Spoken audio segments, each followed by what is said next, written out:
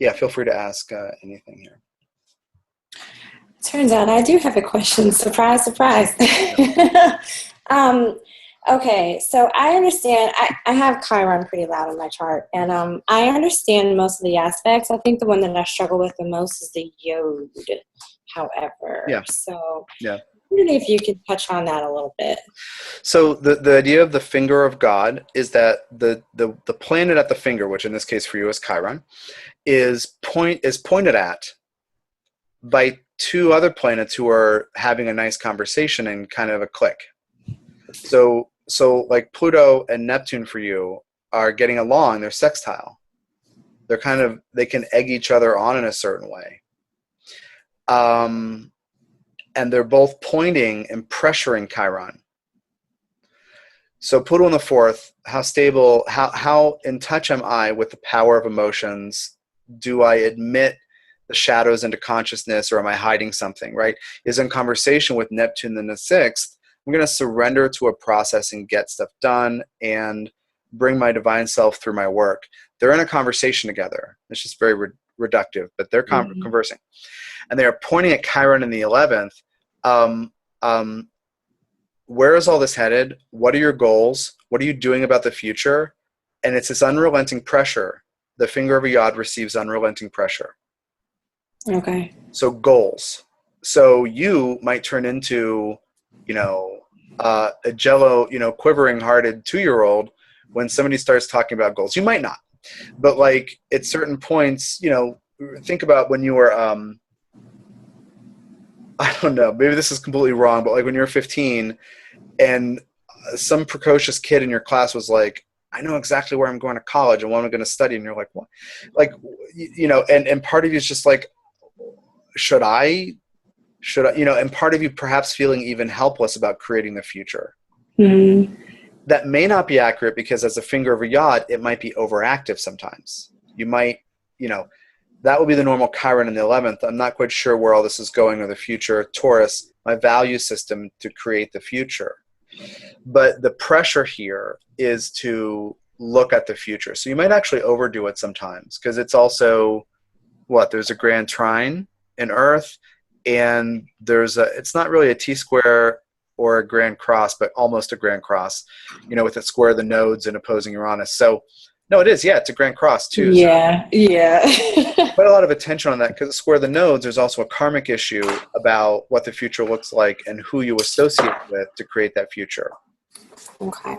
So retro Chiron, got to rethink goals, but the pressure on that may not seem to allow space to think and review something, the retrograde, right? If you're always going, you can't have clarity.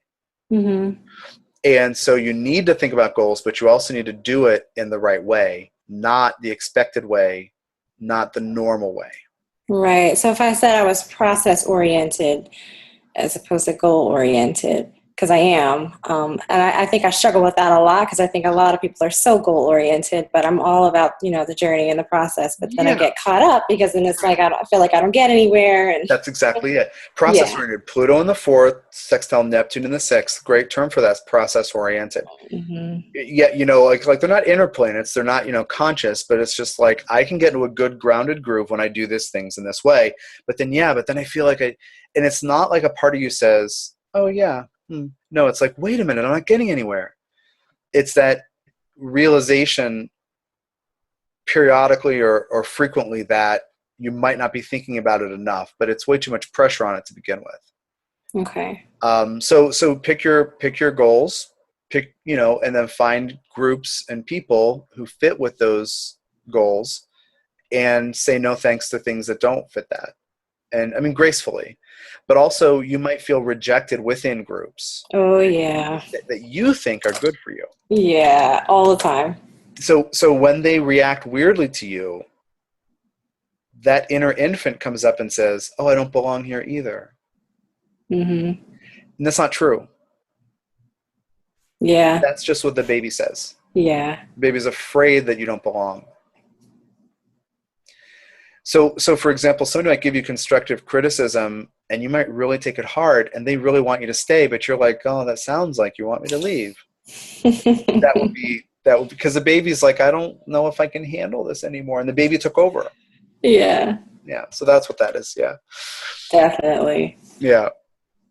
Yeah, it's a lot. Square the nodes, and Yeah. I have it square the nodes as well. Yeah. Yeah.